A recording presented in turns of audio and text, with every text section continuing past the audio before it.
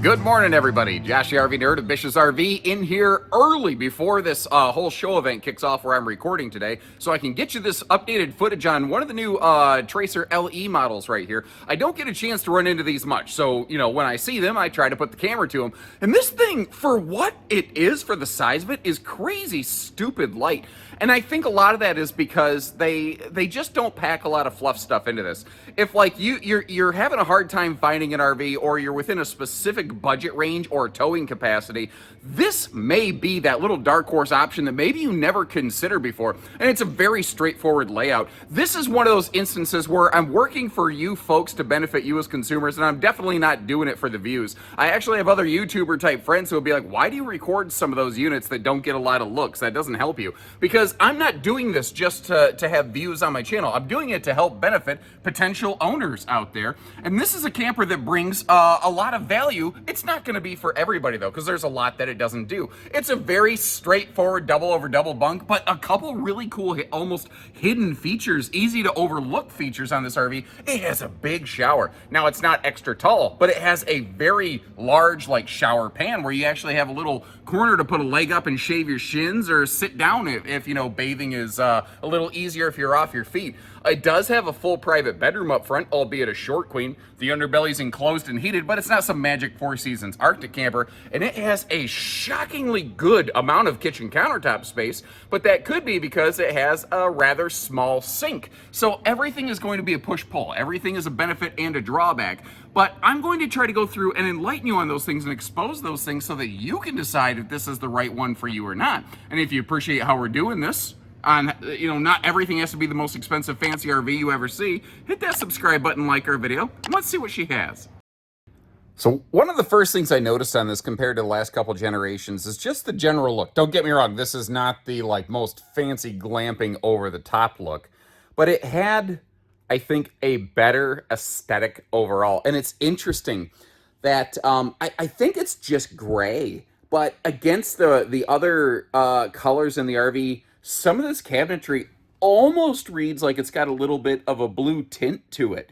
But I will tell you, like many men in our country and society, I am not the best when it comes to naming colors. I tend to be like, my mental crayon pack is not the 72 pack of crayons that had the built-in pencil sharpener. It's the 8 pack of crayons with the white and the black, and the white never gets used. You know, that's the that's my mental color palette, as it were.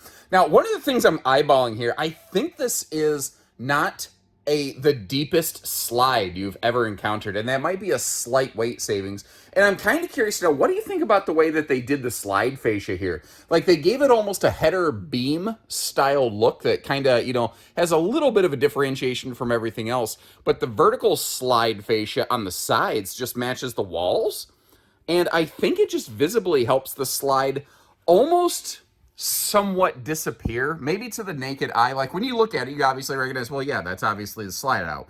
But when you're just standing back absorbing it, it kind of goes away and just helps blend and meld into the room. Now, there's a couple smart pieces of content in here, and there's a couple things that I don't love. You know, I have ups and downs that I feel about this RV. One of the nice things is the larger 15,000 BTU air conditioner. You know, especially on a RV this size, that's a pretty decent thing. One thing I will say, and I had to go kind of looking for it with the mapping glasses, but there's one or two little spots in the RV that when I really went hunting, I found a little bit funky fit and finish. Like, this little corner piece up here wasn't finished out and trimmed out the way it necessarily could have or should have been.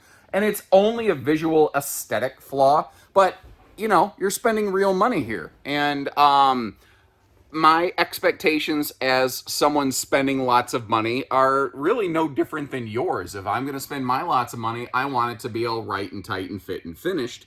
So again, I hope you appreciate how I'm trying to be fair, because I know when I look at stuff like that, I immediately think, okay, what else didn't they do that I can't see? Like, that's, I don't discredit that line of thinking, you know. We are carpetless, we are ventless flooring, we're pet friendly. It's a smaller easy bake oven, but they do include an oven, which is nice.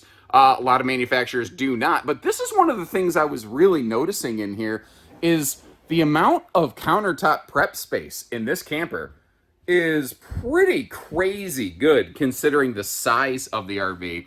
And, you got a lot of working room here. Now, what I'm looking for, hang on, what the? Oh, they're way up there. Okay, I was looking for power outlets. Now, with this being an 1.5 inch laminated wall, they could not install power outlets in the side walls. And I would love to have maybe one of those pop-up power towers, maybe like right over here, right in that corner. But those cost more, and this being a brand that's not going to ding the price tag more than they have to, probably didn't do it. By the way, here's a pro tip for you. I'm going to teach you how to fish when you're shopping. If you want to see if something is an 1.5 inch or a 2 inch wall when it's laminated, if you see a piece of trim going from the wall ramping up to the door frame, that's an 1.5 inch wall. The door frames are always built with a 2 inch thickness. The sidewalls, maybe, maybe not. Now, what's interesting is you're not actually losing structure off those sidewalls because you still have the same thickness and amount of aluminum tubular construction in there. What they do is they turn the rectangular aluminum tube 90 degrees so that it's, instead of being this way in the RV wall, it's this way in the RV wall. So it's actually the same meat on the bones. It just saves a little bit of block foam weight when they do that. Now, that is one of those 10 plus cubic foot, 12 volt compressor fridges. And I think it'd be really neat if they did a cargo bunk feature on this, but you might notice how it's really blocked off at the bottom. That's because hidden behind that, that's where your water heater is located, which is actually a really good location for the water heater on this camper, because what it's doing is it puts the water heater right next to the shower and still in very close proximity to the kitchen faucet, which is a great spot for something like that. We're going to get all this storage opened up later because it actually does a pretty decent job. This being the Tracer LE series, the little more basic series, you only have a top bunk window. Now, the top bunk window does open for airflow, and it reads cheap when you have just a curtain hanging over it like this. I'm telling you, though, talk to anyone who has actually owned a bunkhouse with kids. Kids will shred fancy pants window treatments in a bunk like that, like absolutely nothing, with zero effort applied. So I think actually having the that curtain style there is really good, and frankly, it really does a great job of blacking stuff out. Now, a lot of brands will do this. They'll put some household outlets on top and USB plugs on the bottom. I don't know. Maybe this is just my 2 cents, but personally, I think I would prefer it if they just had USB plugs on both. But that's just me, especially when USB plugs are just easily battery powered, The space around the toilet is actually really, really nice. And depending on how long your legs are, that boxy thing that we're looking at, that's where some of the plumbing in the RV is kind of hidden. You could always prop your feet up on that sucker like a built-in RV squatty potty. Now, I'm not at the best angle to showcase it, but you actually do have a full mirrored medicine cabinet right here, which is nice that it's not just a mirror glued on the wall necessarily. And one other thing I kind of noticed in this bathroom, there's really not, it's not that there's really not, it's that there's literally not any sort of towel hanger. So I think what I would do is I'd get one of those over the door towel hangers and put it on the back of there. Now, they put one of these big crazy shower heads on there. I don't know if those are like the type that are supposed to somehow help improve water pressure or anything like that. But it's a little different looking shower head. I don't really have any intel on how that works for you.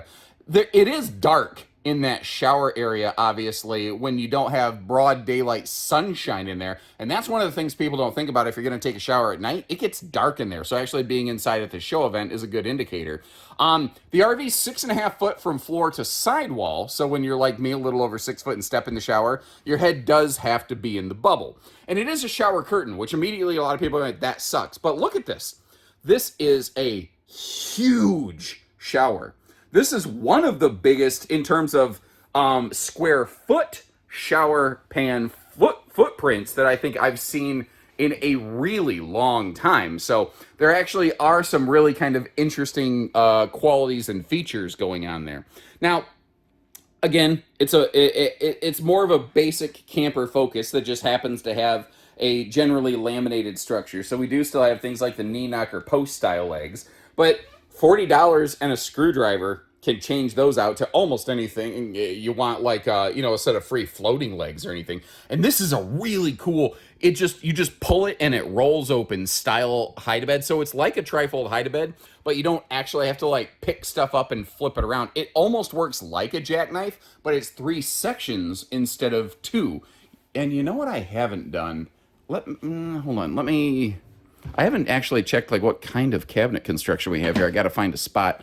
Okay, so rare instance of an actual edit and cutaway in my videos. I don't do that a lot, but it took me about 2 minutes to find what I was looking for in this cabinetry. And I didn't think you wanted to watch me fuddle around in this thing. Basically, if you open this up and ooh, that cabinet door is sharp. If you feel right here, you can actually feel where it is pocket screwed lumber core cabinets. So what that means is we have a sticker wrap. We have a little bit of MDF front and back side, but it is an actual wood core with screws into wood holding the cabinetry together here. It's not just stapled cabinetry.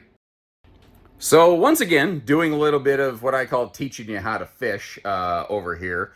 Let's dive deeper here. You've got a full-on closing bedroom privacy door, a little bit of storage under the entertainment area. Obviously, this one does not include a TV, but this is the kind of camper where I don't know that everybody is buying this RV to specifically watch TV in the RV. If you want to add one to help get you through a rainy day or something, absolutely, you can totally do that. And again, there's storage below the benches, but they don't have like specific access doors or anything like that. But again, going through the kitchen, because they extended the kitchen a little bit, you're picking up a little bit of extra countertop and cabinet space to the right of the stove, which I love, because a lot of manufacturers, they will put that stove dead against the refrigerator, and they didn't do that here. And that big circular sink, well, I don't want to oversell that. It's a circular sink. It's definitely not the biggest sink out there. So there's small circle sinks and there's bigger ones. That's what I was trying to refer to. It's the bigger variety of circle sink, but it's not as big as a farm sink. Okay, now that I've beaten that horse to death, it is smaller in terms of how it occupies space in the countertop, but that means that you're also picking up more countertop space as a result. So, I don't know. What do you think about the way they did the sink in the kitchen? I guess I got some kind of mixed emotions on it, but I feel that way in general about the RV. There's ups and there's downs to it. Now, I didn't talk about this in the bathroom, but you're about to see this little motion light kick on over here. Motion light kick on. Motion light kick on. Hello, Bueller. Thank you. Okay, motion light kick on over here by the entry door. There's 2 of those in the bathroom, so you can turn them just off, on, or you can put them on motion mode like you're looking at here. Now, this is nice that it's a private bedroom.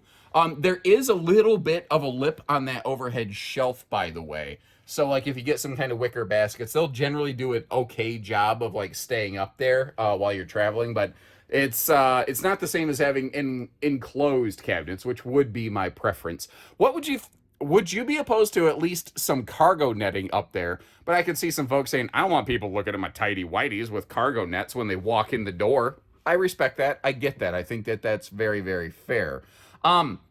This is, by the way, on the Tracer LE series, they are doing the short Camp Queens. When you move up to a full Tracer, that's one of the other things, is that they're a little bit bigger, a little bit heavier. They run a little more money, but they'll have things like a true 80-inch bed and power stabilizers instead of manual jacks like we're looking at here today. Beyond that, they've got very similar storage in the bedroom, although you will notice here in the LE series, they do not put struts under the bed like they do in the bigger Tracer series. Now, if little things like you need a way to hold the bed up, if that's the deal breaker, if you like everything else in this RV except for that, those are often little things that we can work through for you at our stores. So don't think that just because something's not there, like if you like everything else on the RV, but there's 1 or 2 little things that grind your gears, call our team. You might be surprised what we could do for you.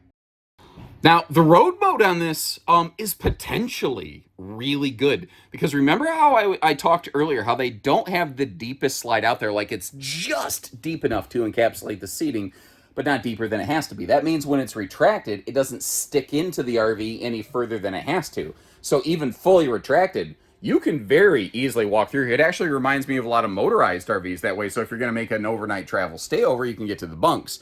Now, one thing I noticed, this door and the way that it interacts with the slide fascia, it just kisses that slide fascia down there. So that might be one of those things that you need to kind of pre-plan for and account for. But I'm not going to give it A+ travel access, but it's definitely not the worst I've seen. Now, in terms of towability, generally speaking, I think this will pair up pretty nicely with a lot of late model tow package half tons because, you know, it's what is it, between 31 and 32 feet tip to tail, tongue to bumper, because you can't take those model numbers as an indication length. Here's a shopping tip.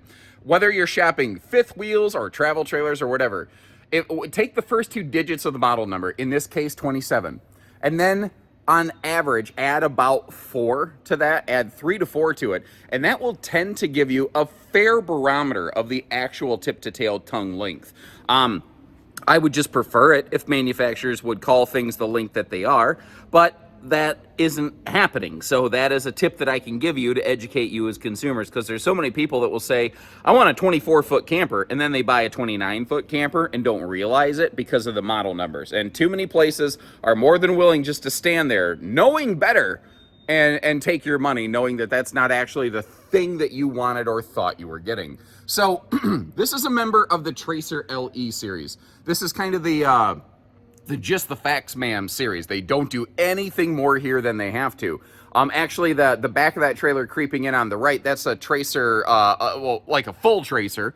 And I have a video of that one if you'd like to kind of see some of the differences. But, you know, this is where everything's a little simpler, a little more basic, but it's going to get the job done. Now, this is, in a lot of ways, a plain vanilla blank slate. Like, for instance, I'm a little surprised. It's one of the very few travel trailers, even in stick and tin campers I've seen, that does not have a power tongue jack. That is definitely a couple $100 that I would instantly plan on spending on this myself. But that's the thing. If you look at the total budget point on this camper, like if you're just going to be camping casually, but you don't want that stick and tin style of construction, this is a really solid family entry for you here. Where they could, you know, without significantly dinging the price tag, they included a couple nice things. Like I like the magnet holdbacks on the baggage door here. You got the drunken Uncle Doggy D-ring leash latch over here. The name of that thing continues to get a little bit longer every time. And you do have a gas grill quick connect, which is, I know it as a propane cooker hooker coming off the side here. The underbelly is also enclosed in forced air heating. So it'll give you some extended season capability, but it's not made for super crazy winter Arctic weather or anything like that. They have maintained the more traditional, historically fold-out kind of steps, the ones that mount on the skirt instead of being actually mounted on the floor in the RV. And one of the nice things there is that if you are parked outside of an RV campground, where you're on uneven ground, it can be easier. You know those stable steps sometimes can be a bit of a pain. But the thing here is the biggest reason they're doing it is not that. The biggest reason they're doing it is probably cost factors, because this runs on nothing special in the way of tires and or suspension. It is not something that is built with the intention of you doing some off-road camping or anything like that. It's just a straightforward, basic, no-nonsense little rig. Which in a way surprises me that they have maintained the use of the outside speakers, especially way up high like that. But part of the reason they're doing that is with a laminated wall. Oh, I'm tripping over the steps on the camper behind me. Sorry for the absolutely shoddier than normal camera work. There we go. What I was getting at, the outside speakers. Because it's a laminated wall, they have to be kind of careful where they place those things. They have to find some overhead cabinets like in the kitchen to hide the backside of them. That's sort of what we're running into right here. Although, I'm going to give them credit. Look at the power awning on that. That is a very decently sized power awning here. And it's kind of funny. They don't do a camp kitchen. Remember, they gave us a gas grill quick connect. We do have some outside power outlets if you want to get like one of those 12-volt, 110 chest freezer fridge kind of things. But the number one question I get with camp kitchens is, can I get the RV without one? And most of the time, the answer is no. Most of the time, it's just a standard feature on a floor plan. But in this case, they just went with more storage, which I think is something like everybody can benefit from storage. And some folks really like camp kitchens, but not everybody needs one. Now, on the back over here, you do have a gas and electric two-way water heater. On gas and electric simultaneously, you can get just shy of 18 gallons of hot water per hour. I do like that the spare tire standard on here, historically in the RV industry, budget stuff didn't always do that.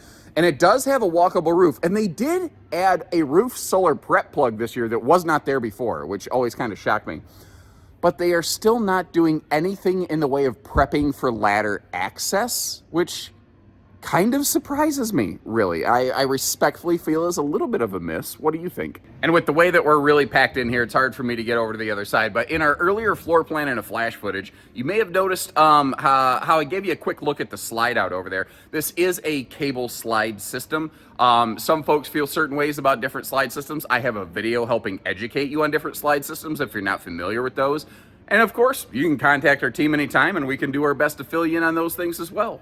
So again, this is a very generic, straightforward floor plan. There's nothing a whole lot of original ingenuity there, but it could be argued that it's smart content for the right folks. Not for everybody, but I've yet to find the RV that is. So to help you along, we're gonna leave you some links in the video description for pricing, availability, as well as maybe some other similar things that are a little flashier, a little simpler, maybe some stick and tins, maybe some other laminated, and maybe help you cross compare a little bit out there. So if you're a family who's never camped and you're trying to figure out where to get started, take a look at those links in the description to see some other stuff. Might be something there for you to learn from. But until next time, take care, stay safe, have fun, and happy camping, everyone.